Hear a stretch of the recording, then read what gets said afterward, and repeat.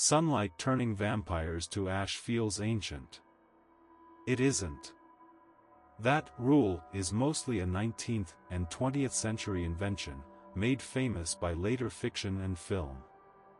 The older fears that shaped vampire lore were quieter, local, and closer to the grave. In medieval and early modern Europe, people worried that certain dead could return as harmful revenants. When epidemics swept through towns, plague, fevers, sudden wasting, families looked for a cause that made sense. In some places, suspicion fell on someone who had died wrong, an outsider, a person who died suddenly, or the first to die in a household. Graves were sometimes reopened to check the body. What they saw could look like proof. A corpse that was swollen could seem well-fed. Dark fluid at the mouth could look like fresh blood. Skin tightening could make hair and nails appear longer. Even a groan or movement, caused by shifting gases, could feel like the dead answering. Today we recognize these as ordinary stages of decomposition, bloating, fluid purge, shrinkage, and post-mortem changes. But without that knowledge, villagers read the body as active, dangerous, and contagious.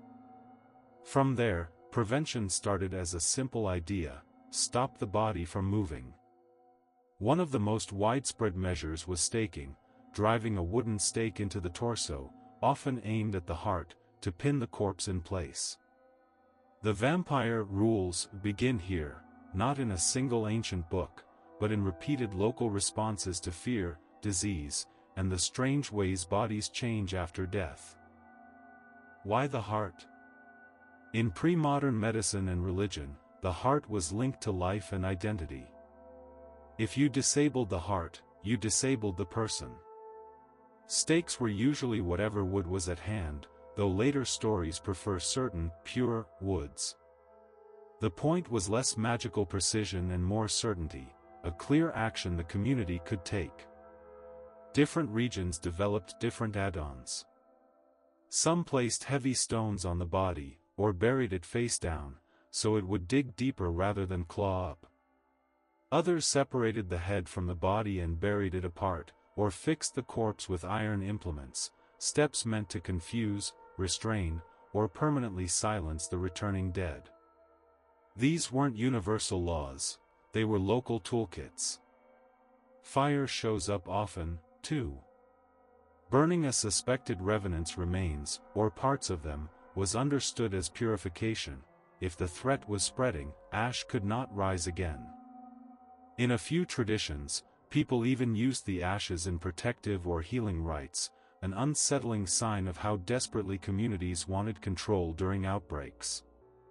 Garlic's role comes from an older world of household medicine. It was valued for its strong smell and its reputation for fighting sickness.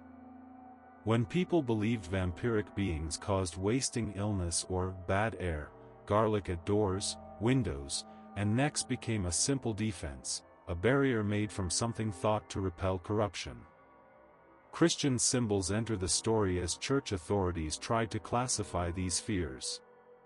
If the threat was real, many reasoned, it had to be unholy.